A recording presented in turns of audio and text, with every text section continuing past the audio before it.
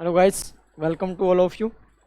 Today we will discuss about general organic chemistry. किसके बारे में डिस्कस करेंगे? Today our new topic is general organic chemistry. किसके बारे में?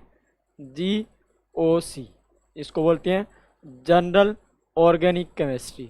General organic chemistry. Organic chemistry.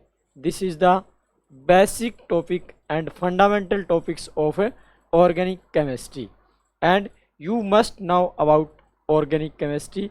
If you want to learn the organic chemistry, then you must know about general organic chemistry. देखिए, आपको अगर जनरल ऑर्गेनिक केमिस्ट्री यानी organic chemistry की अगर मैं बात करता हूँ, अगर आपको सीखनी है तो आपको जीओसी ऐसा कंसेप्ट होता है ऑर्गेनिक केमिस्ट्री की, ऐसी मैं बोल दूँगा बैकबोन होती है जो आपको मस्ट भी क्या आनी चाहिए, नीड होती है हर एक कंपटीशन एग्जाम के लिए.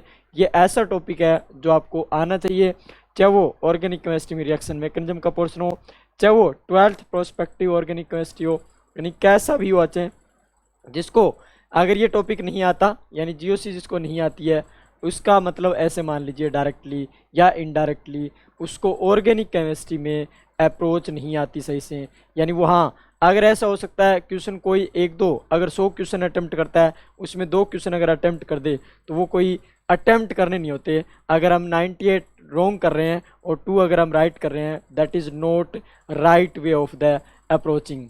राइट वे ऑफ अप्रोचिंग क्या होती है?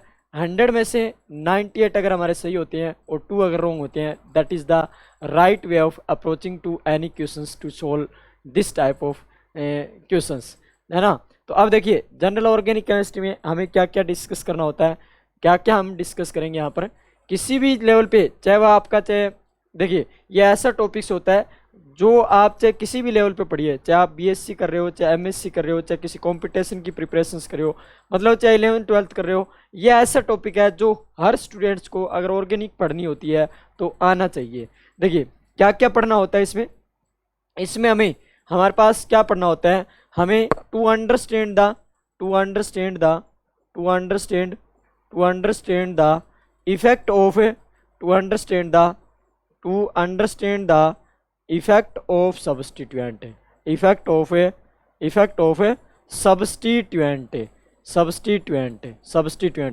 किसी भी सब्सटीट्यूएंट का अगर हमें इफेक्ट समझना होता है तो हमें क्या आनी चाहिए? ऑर्गेनिक केमिस्ट्री में जीओसी आनी चाहिए, है ना. नंबर 1 क्या होता है? टू अंडरस्टैंड द यानी हम क्यों पढ़ना चाह रहे हैं, इसका मैं थोड़ा सा ब्रीफ इंट्रोडक्शन दे रहा हूँ. To understand the bond formation and bond breaking.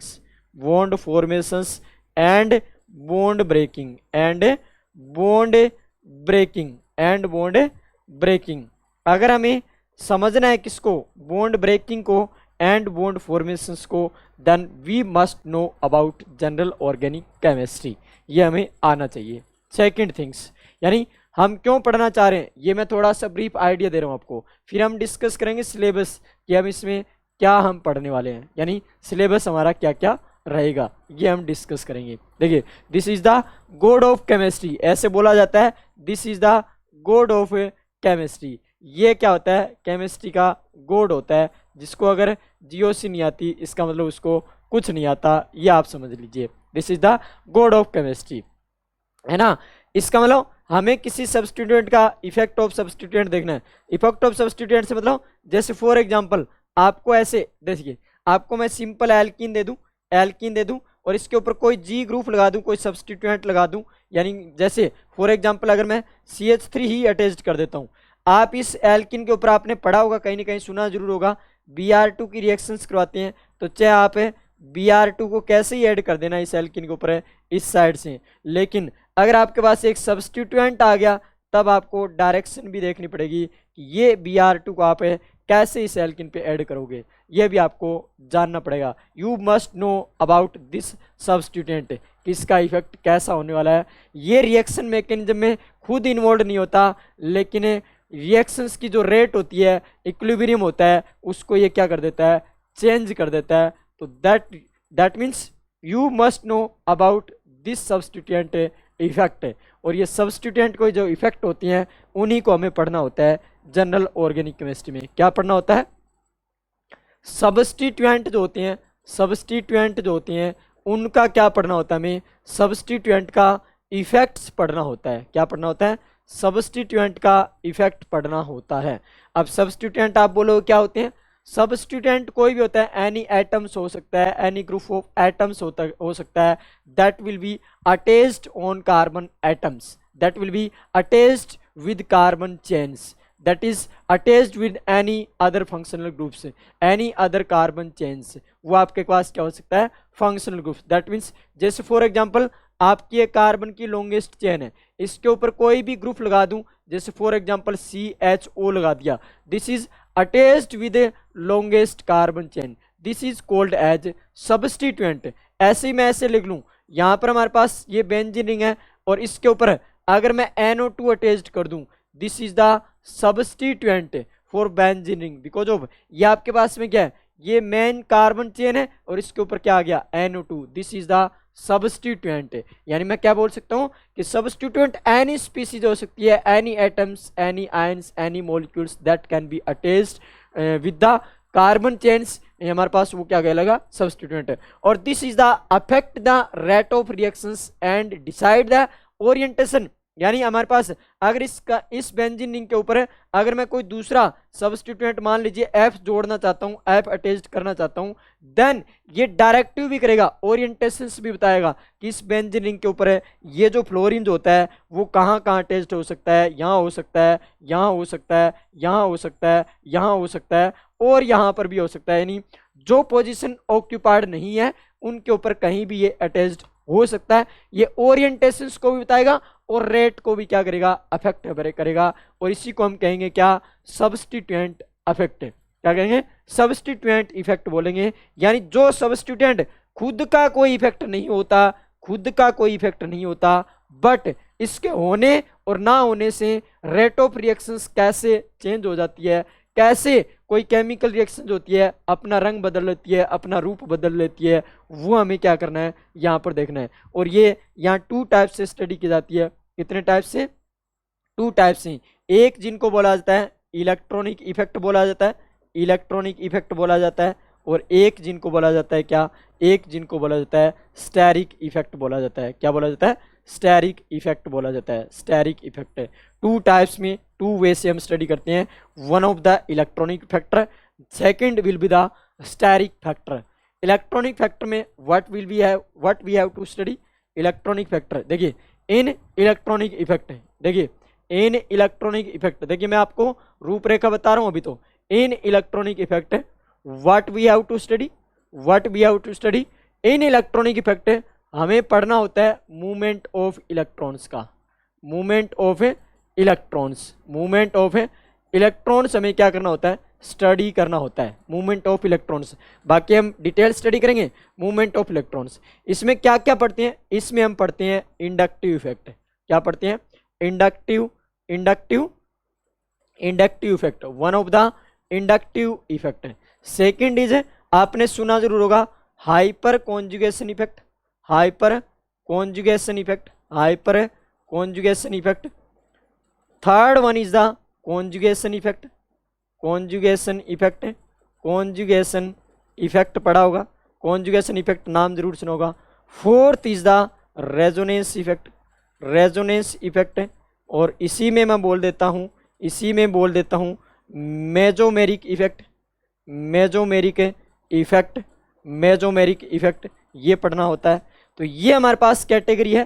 क्या, इसी के अंदर एक और आता है हमारे पास क्या, electromeric effect, electromeric effect, electromeric effect, electromeric effect, ये हमें पढ़ना होता है।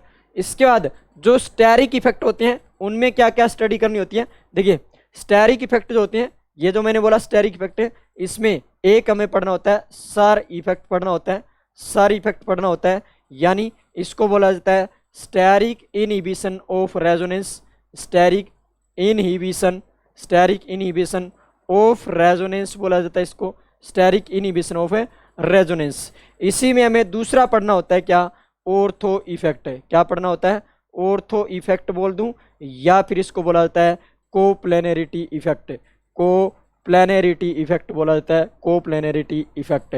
और इनका क्या होता है एप्लीकेशंस, क्या होता है applications.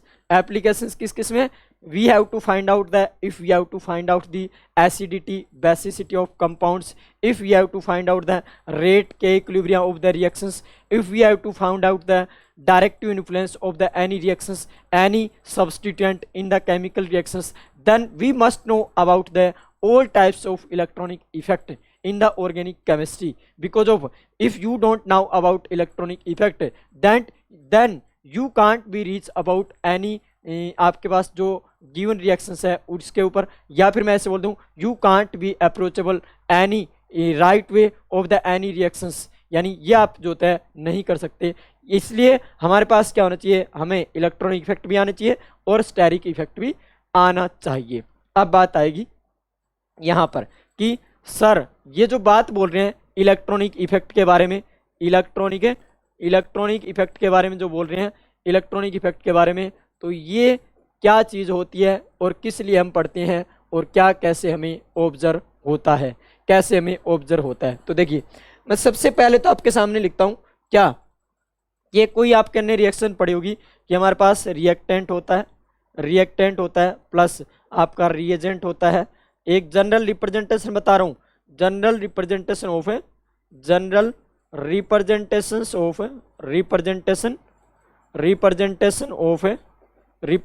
Of any organic reactions,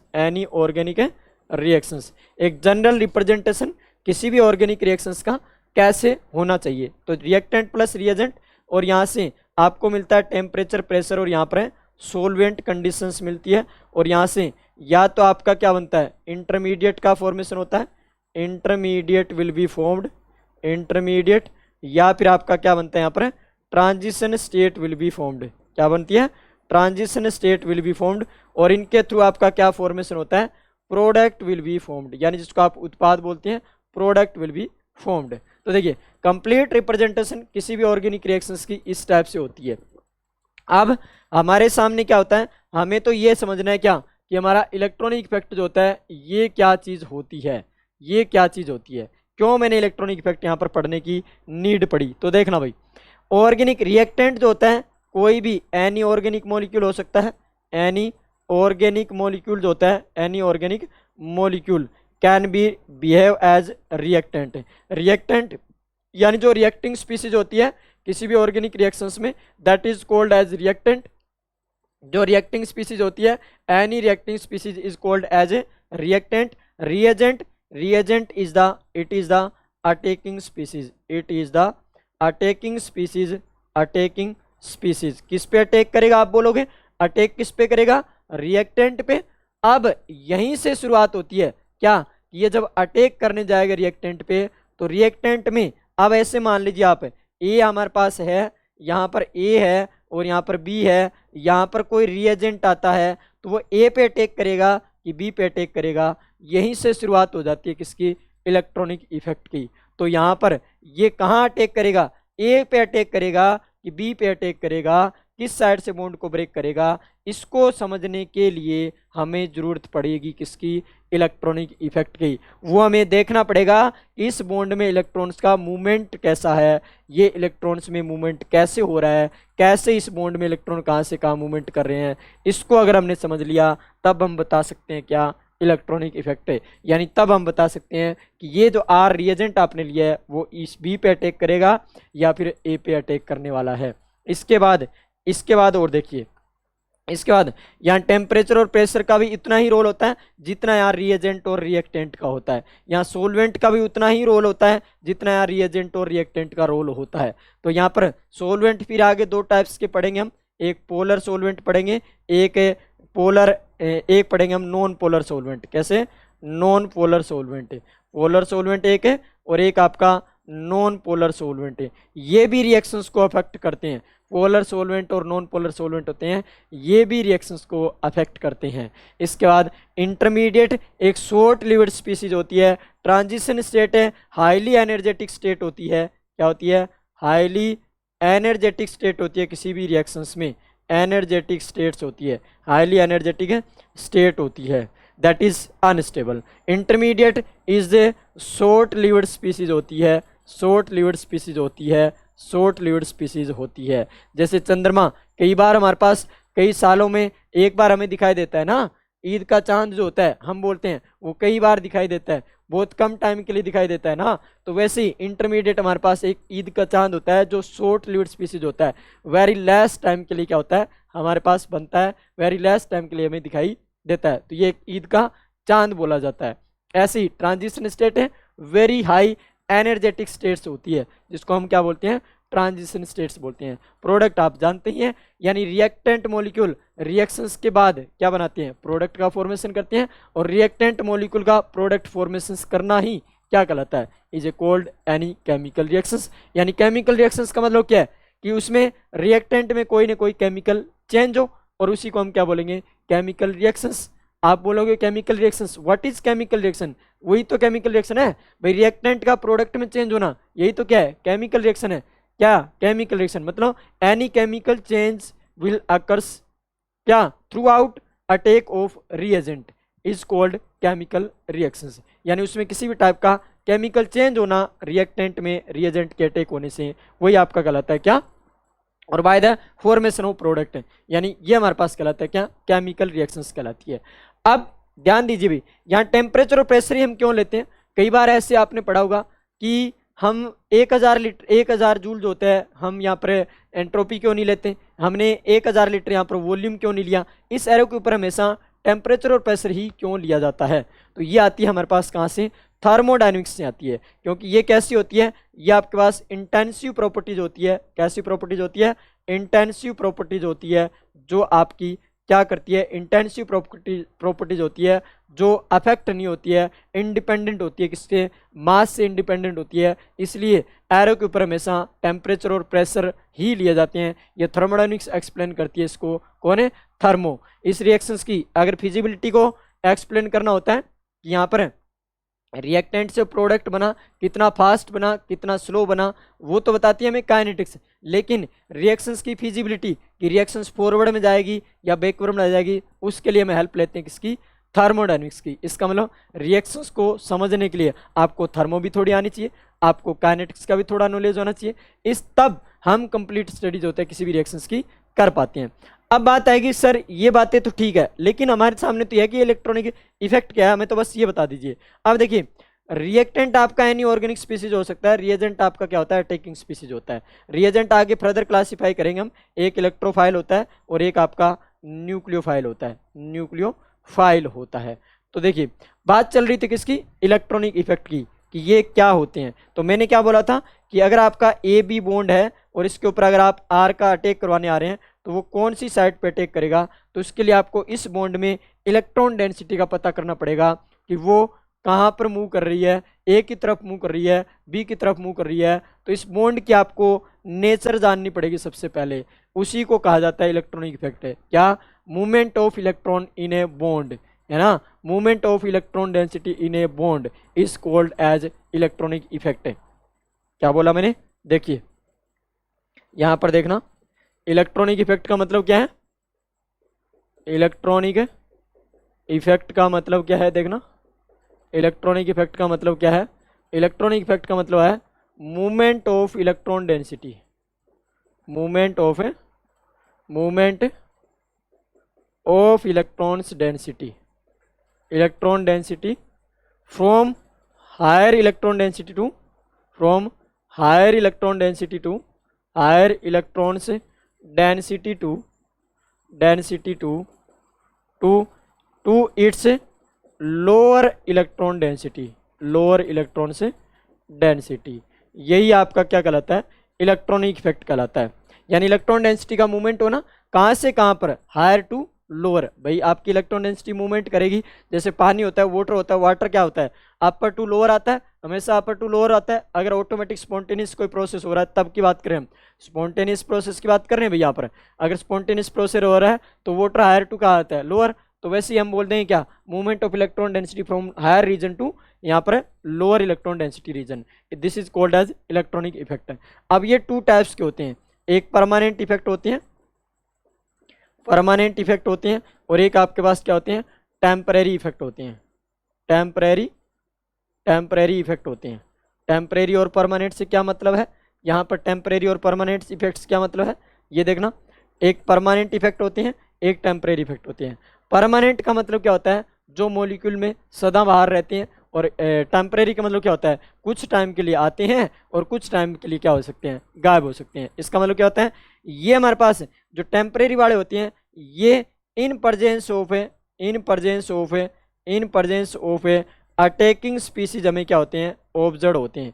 in presence of attacking species क्या होते हैं, ऑब्जर्व होते हैं। अटैकिंग स्पीसीज कौन थी, रिएजेंट, दैट मीन्स ये रिएजेंट की प्रेजेंस में क्या होते हैं, हमें ऑब्जर्व होती हैं। रिएजेंट की प्रेजेंस में क्या होते हैं, ऑब्जर्व होती हैं। रिएजेंट को हमने जैसे रिमूव किया तो मतलब ये इफेक्ट हमें ऑब्जर्व नहीं होगा, है ना। ये क्या होते हैं, इन अब्सेंस ऑफ रिएजेंट जो होते हैं क्या होते हैं, ऑब्जर्व होते हैं। इन absence of reagent will B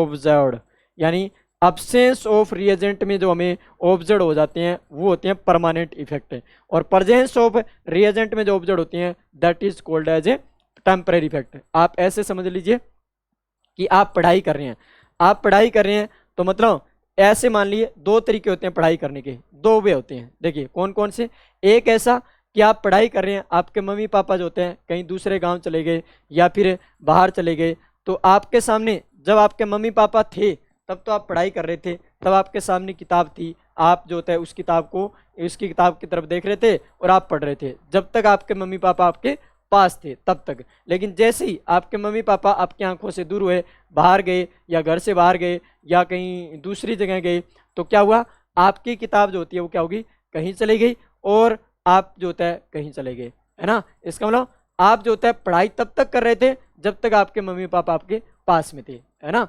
आप तब तक कर रहे थे जब तक मम्मी पापा पास में थे। लेकिन एक दूसरा कोई स्टूडेंट जो क्या करता है, यहाँ पर मम्मी पापा की प्रेजेंस में तो पढ़ाई करता ही करता है, लेकिन अगर मम्मी पापा प्रेजेंस ना हो, यानी वो घर पे ना भी हो, तो भी वो क्या करता रहेगा, पढ़ाई करता रहेगा।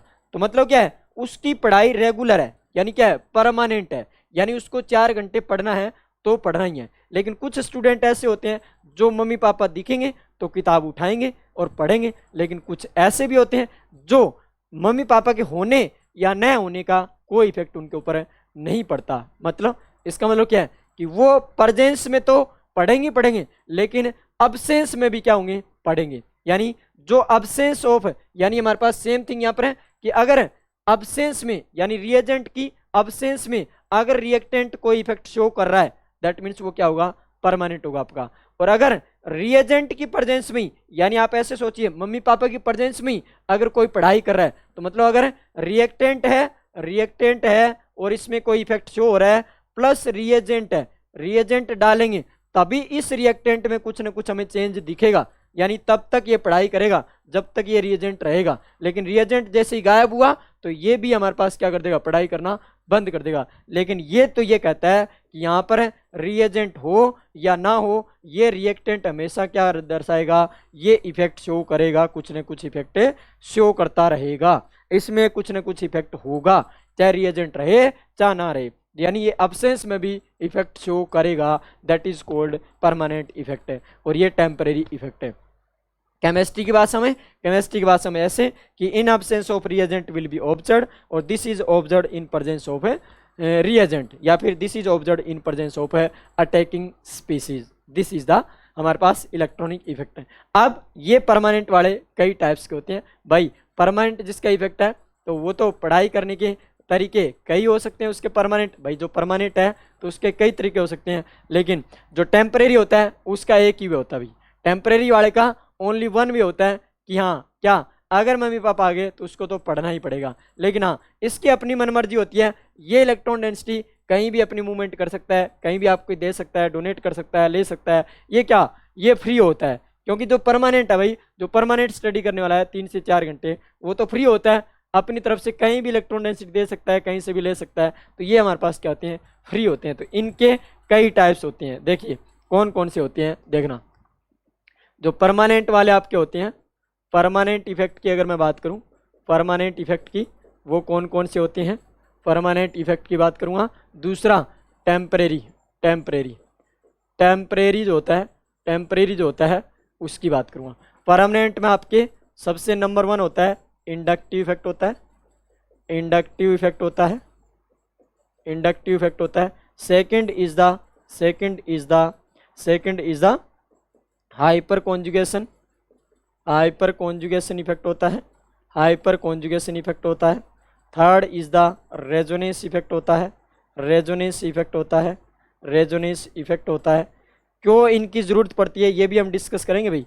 रेजोनेंस इफेक्ट होता है और यहाँ से यही डिस्कस कर लेंगे हम क्या, इससे पहले कॉन्जुगेशन इफेक्ट है, कॉन्जुगेशन इफेक्ट। कॉन्जुगेशन भी कई टाइप का होता है, लीनियर होता है, क्रॉस कॉन्जुगेशन होता है, एक साइक्लिक कॉन्जुगेशन होता है, लीनियर कॉन्जुगेशन होता है, साइक्लिक कॉन्जुगेशन होता है, साइक्लिक कॉन्जुगेशन होता है, क्रॉस कॉन्जुगेशन होता है। ये कॉन्जुगेशन भी कई टाइप्स के होते हैं, है ना। इसके बाद टेम्परेरी में ओनली वन है, that is electromeric effect, electromeric effect, electromeric effect है, दैट इज इलेक्ट्रोमेरिक इफेक्ट है। टेम्परेरी इफेक्ट में only one of the effect आता है, दैट इज इलेक्ट्रोमेरिक इफेक्ट है। तो अब हम स्टडी करेंगे किसके बारे में, इंडक्टिव इफेक्ट के बारे में। किसके बारे में, इंडक्टिव इफेक्ट के बारे में, कि इंडक्टिव इफेक्ट क्या होता है, किस में हमें सोचना है, किस में ऑब्जर्व होता है और किस में हमें ऑब्जर्व नहीं होता, और किस में हमें नहीं सोचना, और क्या क्या इसके एप्लीकेशंस होते हैं, क्या ये होने के बाद करता है, क्या ये नहीं करता है, ये हम सब डिस्कस करेंगे। यानी इंडक्टिव इफेक्ट है सबसे पहला। देखिए इसके बारे में क्या क्या बातें आपको ध्यान रखनी है। सबसे नंबर 1 तो ये पता चली गया, it is a permanent effect, it is a permanent effect, it is a permanent effect. ये तो आपको पता चली गया कि ये क्या होता है कि परमानेंट इफेक्ट होता है। देखिए कब ऑब्जर्व होता है ये देखना भाई, क्या होता है। देखिए हमारे पास कार्बन की कोई चेन अगर मैं लेता हूँ, कार्बन की चेन, यहाँ पर हाइड्रोजन अटैच्ड है, इसमें हमारे पास अगर मैं बात करूँ कार्बन की इलेक्ट्रोनेगेटिविटी 2.5 और यहाँ 2.2 अप्रोक्सीमेटली 2.1, तो इनमें इलेक्ट्रोनेगेटिविटी में डिफरेंस जो होता है, डेल्टा एन डिफरेंस जो होता है वो इतना ज़्यादा हाई नहीं है, यानी अप्रोक्सीमेटली 0 है, मैं ऐसे बोल दूँ, या 0.3 या फिर 0.4 के अप्रोक्सीमेटली है, यानी डेल्टा एन का डिफरेंस इतना ज़्यादा नहीं है, इलेक्ट्रोनेगेटिविटी डिफरेंस इतना हाई नहीं है। यानी मैं ऐसे कह सकता हूँ कि यहाँ पर ये कैसी है, ये नॉन पोलर चेन आपकी कैसा है, ये मॉलिक्यूल आपका कैसा है, नॉन पोलर मॉलिक्यूल है, कैसा है, नॉन पोलर मॉलिक्यूल है। लेकिन अगर क्या कर दूं मैं, इस CH में से इस हाइड्रोजन को अगर मैं क्या कर दूं, रिप्लेस कर दूं, देखिए हाइड्रोजन को रिप्लेस कर दूं, hydrogen replaced by more electronegative element, और hydrogen replaced by less electronegative element, यानी इसका मतलब क्या है, हाइड्रोजन को एक बार तो मैं इससे लेस इलेक्ट्रोनेगेटिव एलिमेंट से रिप्लेस कर दूं, और एक बार मैं हाइड्रोजन को इस H से मोर इलेक्ट्रोनेगेटिव से रिप्लेस कर दूं। अब देखिए हाइड्रोजन से मोर इलेक्ट्रोनेगेटिव, याद कीजिए और पीरियोडिक टेबल को, lithium, beryllium, boron, carbon, nitrogen, oxygen, fluorine, है ना। फिर उसके बाद क्या आता है, सोडियम, और उसके बाद क्या आता है, मैग्नीशियम, उसके बाद क्या आता है, एल्यूमिनियम, फिर आपका क्या आता है, सिलिकॉन, फिर फॉस्फोरस, फिर उसके बाद क्या आता है, सेलेनियम, फिर आपका आता है क्लोरीन। इतने आपके पास बहुत है भाई, इतने इलेक्ट्रोनेगेटिव एलिमेंट ध्यान रख लोगे तो काफ़ी है। तो देखिएगा यहाँ पर हम बात करते हैं, देखिएगा हाइड्रोजन की आप बात करते हैं तो अप्रोक्सीमेटली 2.1 होती है इसकी इलेक्ट्रोनेगेटिविटी। हम बात करते हैं लिथियम की, तो लिथियम की अप्रोक्सीमेटली होती है हमारे पास है 1.2 के आसपास, है ना। फिर आगे से आगे बढ़ती जाती है। फ्लोरीन मोस्ट इलेक्ट्रोनेगेटिव एलिमेंट होता है इन पीरियोडिक टेबल, 4.0 इलेक्ट्रोनेगेटिविटी होती है। मतलब हाइड्रोजन को मैं इससे रिप्लेस करूंगा तो लेस इलेक्ट्रोनेगेटिव होगा, इससे अप टू डाउन हम चलते हैं तो इलेक्ट्रोनेगेटिविटी क्या होती है, डिक्रीज होती है। लेफ्ट टू राइट चलते हैं हम तो हमारे पास पीरियोडिक टेबल में इलेक्ट्रोनेगेटिविटी क्या होती है, इंक्रीज होती है। तो किसी को इलेक्ट्रोनेगेटिविटी नहीं पता तो मैं बता देता हूँ। देखिए यहाँ पर हमें पता है क्या, 1.2, फिर 1.5, फिर हमारे पास क्या है, हमारे पास 2.0, 2.5, फिर आपके पास 3.0, 3.5 और 4.0, और अप टू डाउन चलेंगे तो यहाँ 0.9, यानी अप टू डाउन चलने पर क्या होगी, डिक्रीज होगी 1.5, और यहाँ पर ये आ जाएगा 1.2 ऐसे। तो अप टू डाउन चलेंगे तो डिक्रीज होगी। तो अब आप इस पे फोकस कीजिए, हाइड्रोजन से लेस इलेक्ट्रोनेगेटिव कौन होंगे, इस बोरोन से इस साइड वाले, यानी इस बॉर्डर लाइन को बोल दूं मैं, इस बॉर्डर लाइन को, यानी इससे इस साइड के जो भी एलिमेंट होंगे वो सारे के सारे क्या होंगे, हाइड्रोजन से लेस इलेक्ट्रोनेगेटिव होंगे, और कार्बन से इस साइड की फैमिली जो भी आ जाएगी वो हाइड्रोजन से क्या होगी, मोर इलेक्ट्रोनेगेटिव होगी। तो आपको इलेक्ट्रोनेगेटिविटी का कंसेप्ट बंडा ही खत्म है कि हाइड्रोजन से लेस इलेक्ट्रोनेगेटिव कौन होंगे, इस बी को ध्यान रख लीजिएगा, बॉर्डर लाइन को ध्यान रख लीजिएगा, बाबा आलू को ध्यान रख लीजिएगा, इससे जो इस साइड होंगे वो सारे लेस इलेक्ट्रोनेगेटिव होंगे, और इससे इस साइड जो भी होंगे, यानी कार्बन से इस साइड आप राइट में चलेंगे तो सारे मोर इलेक्ट्रोनेगेटिव होंगे, किससे, हाइड्रोजन से। ये आप ध्यान रखिए। अब देखिए, मान लीजिए यहाँ कार्बन पे रिप्लेस किया तो क्या होगा देखना, यहाँ पर एक बार मैंने रिप्लेस कर दिया किससे, एलाई लिथियम से, एक बार मैंने इसको रिप्लेस कर दिया किससे, एक बार कार्बन से रिप्लेस कर दिया फ्लोरीन से। तो देखना भाई, ये कैसा था पहले, पहले कैसा था, ये नॉन पोलर था, लेकिन अब इलेक्ट्रोनेगेटिविटी में क्या आ गया, यहाँ पर है डिफरेंस आ गया। इसकी इलेक्ट्रोनेगेटिविटी 2 पॉइंट क्या है, अप्रोक्सीमेटली 5, और इसकी इलेक्ट्रोनेगेटिविटी होती है 4.0। यहाँ इलेक्ट्रोनेगेटिविटी डिफरेंस दोनों का निकालेंगे तो 1.5 निकल के आएगा, यानी इलेक्ट्रोनेगेटिविटी का difference very high, too high निकल के आएगा। इसका मतलब यहाँ पर बॉन्ड में अब तबाही मच जाएगी, इस पे आ जाएगा नेगेटिव पॉजिटिव, और इस फ्लोरीन पे आ जाएगा नेगेटिव, बिकॉज जो फ्लोरीन मोर इलेक्ट्रोनेगेटिव होता है तो वो इलेक्ट्रॉन को अपनी तरफ खींचता है। तो ये बॉन्ड कैसा बन जाता है, ये बॉन्ड बन जाता है पोलर नेचर का बन जाता है। कैसा, पोलर नेचर का बन जाता है। और ये कैसा था, नॉन पोलर पार्ट था, कैसा था, नॉन पोलर था, लेकिन एंड पे क्या आ गया, पोलर नेचर आ गई। ऐसे इसमें बात करें तो ये 2.5 और ये 1.2, इसमें भी इलेक्ट्रोनेगेटिविटी डेल्टा ई एन का अगर हम डिफरेंस देखते हैं तो वो क्या है, 2 हाई है, 2 क्या है, हाई है, यानी वेरी लार्ज है। इसका मतलब यहाँ पर भी अभी इस बॉन्ड में क्या करेक्टर आ गया, अगर इलेक्ट्रोनेगेटिविटी कार्बन की ज़्यादा है तो मतलब अब कार्बन खींचेगा तो कार्बन पे नेगेटिव और लिथियम पे क्या आ जाएगा, पॉजिटिव चार्ज आ जाएगा। इसका मतलब यहाँ पर भी क्या बन गया, ये पोलर बॉन्ड बन गया। क्या बन गया, पोलर बॉन्ड आ गया, यानी पोलर करेक्टर आ गया इस बॉन्ड में, और इस बॉन्ड में भी कैसा करेक्टर आ गया, पोलर करेक्टर आ गया। तो इसका मतलब क्या हो गया कि किसी भी बॉन्ड में पोलैरिटी का आना ही आपका क्या होता है, आपका पोलराइजेशन इफेक्ट या फिर इंडक्टिव इफेक्ट आता है। क्या होता है कि हमारे पास due to difference in electronegativity create the polarity in a bond is called as a inductive effect. क्या कहा मैंने, दोबारा सुनिए, क्या कि इलेक्ट्रोनेगेटिविटी में जहाँ भी डिफरेंस आपको देखने को मिलेगा वहाँ पर अगर बॉन्ड में पोलैरिटी आएगी तो वो कहलाएगा आपका क्या, इंडक्टिव इफेक्ट है। यानी due to difference in electronegativity caused the हमारे पास polarization of a bond that is called as a inductive effect. यानी मेजर ड्राइविंग फोर्स क्या हो गया, इंडक्टिव इफेक्ट का, इलेक्ट्रोनेगेटिविटी डिफरेंस। तो यहाँ से हम लिख सकते हैं क्या, ये हमारे पास है, हमारे पास क्या हो गया, ड्यू टू इलेक्ट्रोनेगेटिविटी डिफरेंस। आगे लिख देता हूँ क्या, इंडक्टिव इफेक्ट। देखिए क्या हो गया इंडक्टिव इफेक्ट, इंडक्टिव इफेक्ट क्या हो गया, इंडक्टिव इफेक्ट आप क्या बोलेंगे, इंडक्टिव इफेक्ट क्या बोलेंगे कि polarization of a bond, polarization of a bond, of a sigma bond बोल दीजिए आप, of a sigma bond due to difference in electronegativity, difference in electronegativity is called as inductive effect, is called as a inductive effect है। बस आप ये definition ध्यान रख लीजिएगा, इंडक्टिव इफेक्ट है। या फिर ऐसे भी बोल सकते हैं non polar to polar compound में कन्वर्ट होना, non polar to polar compound में कन्वर्ट होना ही क्या होता है, आपका इंडक्टिव इफेक्ट होता है। क्या होता है, इंडक्टिव इफेक्ट है। आपको पूछे किस वजह से अराइज हो जाता है तो नंबर 2 आप लिख सकते हैं, it is arises due to electronegativity difference. Electronegativity में डिफरेंस की वजह से ये क्या होता है, अराइज होता है।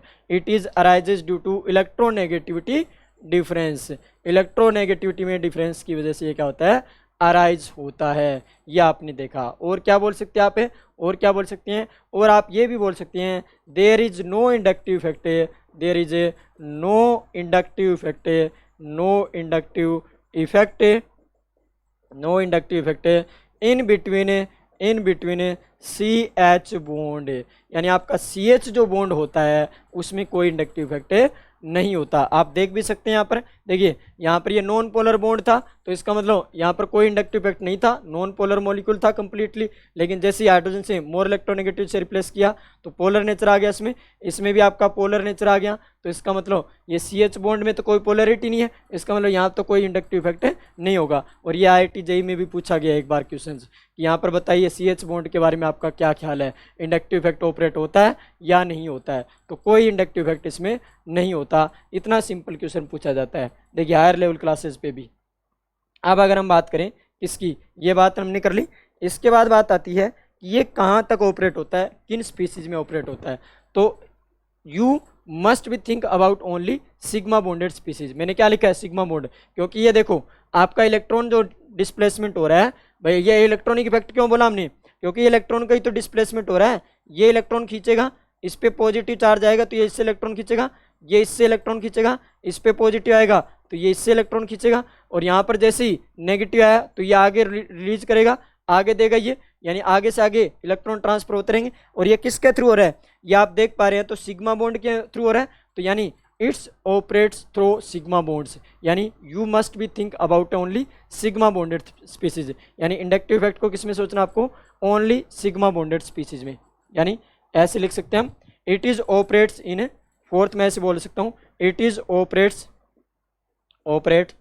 Operates in sigma bonded species, in sigma bonded species, in sigma bonded species. ये किस में ऑपरेट होता है, सिग्मा बॉन्डेड स्पीसीज में क्या होता है, ऑपरेट्स होता है। और इसके बाद हम लिख सकते हैं number 5, it is N additive in nature, additive in nature, it is N additive in nature, यानी वेक्टर क्वांटिटी होगी। एडिटिव नेचर का मतलब क्या हो गया, वेक्टर क्वांटिटी होगी। भाई हम सबका क्या करेंगे, ओवरऑल अगर हम इफेक्ट देखना होता है तो सबका हम क्या करेंगे, सम करेंगे। भाई अगर हमारे पास यहाँ पर कोई सब्स्टिट्यूएंट लगाओ, यहाँ कोई सब्स्टिट्यूएंट लगाओ, तो सब सब्स्टिट्यूएंट का हम क्या देखेंगे, ओवरऑल इफेक्ट देखें। तो इसका मतलब ये कैसा होता है, एडिटिव इन नेचर होता है। कैसा होता है, एडिटिव इन नेचर होता है। ये प्रॉपर्टीज होगी। नंबर 6, और हम क्या लिख सकते हैं, और हम लिख सकते हैं ऐसे, देखिए ये कहाँ तक ऑपरेट होगा, मतलब ये कहाँ तक हम सोच सकते हैं कि कार्बन की चेन तो बहुत लंबी हो सकती है, तो कहाँ तक हम सोच सकते हैं। तो देखिए 1 2 3 4 मैक्सिमम आपका जो ऑपरेट होता है ये मैक्सिमम 4 to 5 कार्बन तक ही आपका ये ऑब्जर्व होता है, आगे आपका ये ऑब्जर्व नहीं होता। भाई आपसे कोई इलेक्ट्रॉन डेंसिटी खींच रहा है तो वो कितने, मैक्सिमम 4 to 5 कार्बन एटम तक की क्या हो सकती है, ऑब्जर्व हो सकती है। ऐसे मान लीजिए आपसे कोई उधार मांगने आता है तो या तो आपका पड़ोसी आ सकता है, या दूसरे साइड वाला घर वाला आ सकता है, या तीसरा जो घर होता है, थर्ड जो आपका होम होता है वो आपके पास आ सकता है। ऐसा नहीं है कि जो आपसे दूसरे गांव में है वो भी आपके पास आ जाए, यानी वो बाद में आएगा, जब उसको पड़ोस का नहीं मिलता है तब बाद की बात होती है। वो स्पेस के थ्रू होता है, फिर वो स्पेस के थ्रू अगर होता है तो वो बाद में क्या होता है, स्टेरिक फैक्टर में जाएगा। इन इलेक्ट्रॉनिक फैक्टर में हम उनकी स्टडी नहीं करेंगे। फिर यहाँ पर मेनली क्या है, अगर इलेक्ट्रॉनिक फैक्टर की बात चल रही है तो मैक्सिमम 3 to 4 या 4 to 5 कार्बन एटम तक क्या होता है, ऑपरेट होता है। तो यहाँ पर ये भी पॉइंट हम लिख सकते हैं, इट इज ऑपरेट्स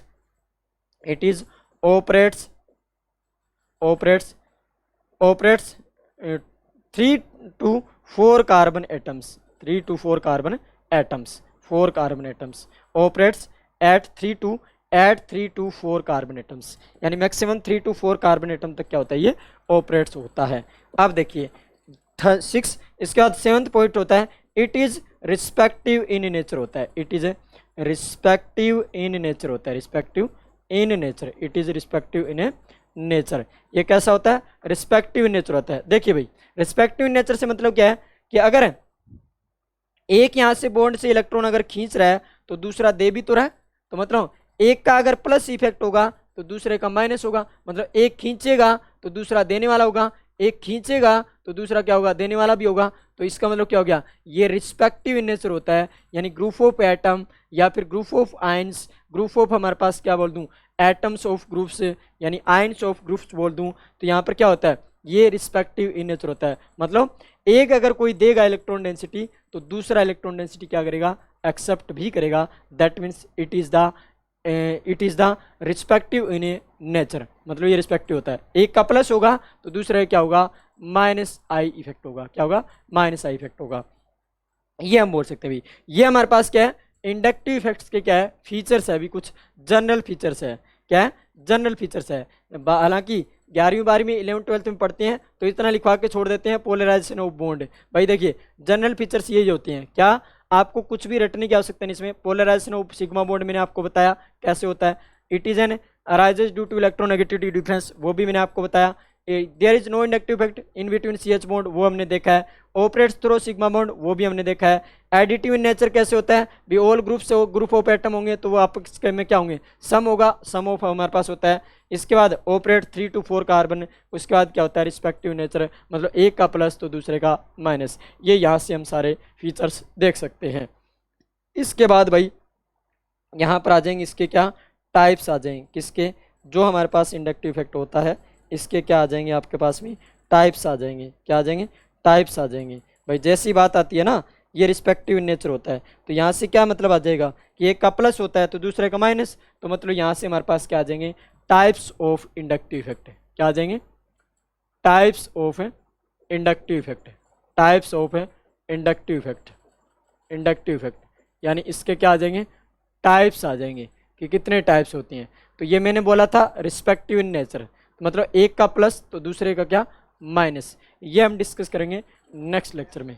तब तक के लिए थैंक यू। आप वीडियो को लाइक कीजिए, शेयर कीजिए, सब्सक्राइब कीजिए। Thank you, thank you.